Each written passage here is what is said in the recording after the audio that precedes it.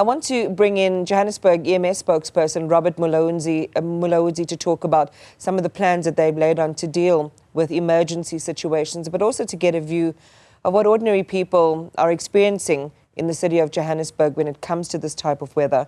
Robert, good morning. I'm not sure if you were able to listen to that interview that Linda had done with a gentleman who is homeless here in the city of Johannesburg, but the lived experience, the experiences of struggle every single day are really, really real. And maybe that's a good place for us to start, is that as you do your work and your teams fan out across society here in the province, talk to us about some of the encounters that you have with people who suffer and are at the greatest risk of such weather. Good morning and welcome. Good morning, Asman, and morning to all the viewers. Yes, when we have these extremely, cold temperatures, our residents mostly who will be vulnerable are our residents in our informal settlements, and also the residents who are mostly residing in, outside under the bridges, who are tempted to use, some kind of open light. It's either they make a fire or they use a brazier or imbaula, and also some of them they're using, paraffin stoves, candles. These kind of heating devices, they actually make them vulnerable to fire incidents when it's extremely cold, like the temperatures we're having now. So hence we have taken it upon ourselves to say we need to make sure that we intensify our public education efforts to these respective communities, to educate our residents of what is it that they can do to ensure that they are safe. Like, for instance, if they're using a brazier or imbaula, our message is that they need to use it in a well-ventilated area. And then, of course, before they go to bed, they need to be reminded to take it out of the room or the shack, so that we don't have incidents of inhalation of the toxic fumes which are coming from that brazier or imbaula. So those are some of the messages we're trying to spread in our most vulnerable communities. Yeah. You reminded me, Robert, I've covered stories before where a shack fire can just take an entire family. And as you say, things happen while you're sleeping. Those toxic fumes are given off. Sometimes there's smoke inhalation.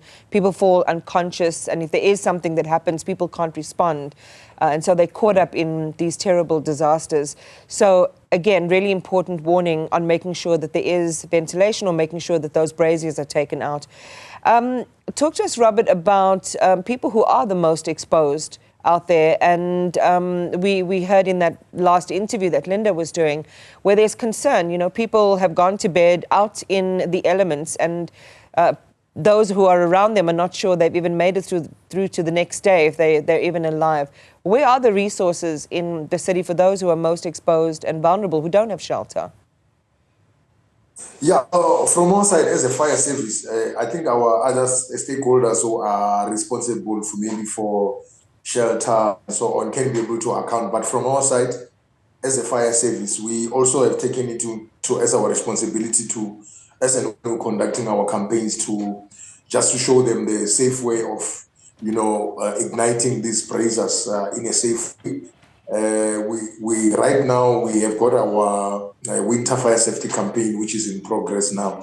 We have already conducted campaigns in a number of areas, like Sweta in Alexander, Deepsloot, Orange Farm in Basic, and also in Poison's informal settlement in the inner city. So these kind of campaigns, we are also targeting to those vulnerable communities you have mentioned, to show them the safe way of using these braziers or imbaula, to ensure that we reduce the number of fire incidents. And of course, Asiman, we cannot forget about the residents who are in the township or also formal residential areas. It's extremely cold.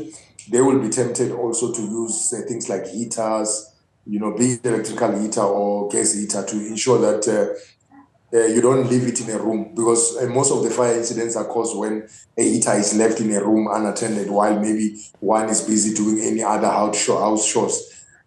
So those are some of the incidents which happen when the heater is left unattended. So our message is to say that let's make sure that all heating devices are well looked after. When they're in use, we don't leave them unattended. And of course, our residents in our informal settlements who are using braziers or imbaula, they need to use it in a well-ventilated area, and also be reminded to take it out before they go to bed.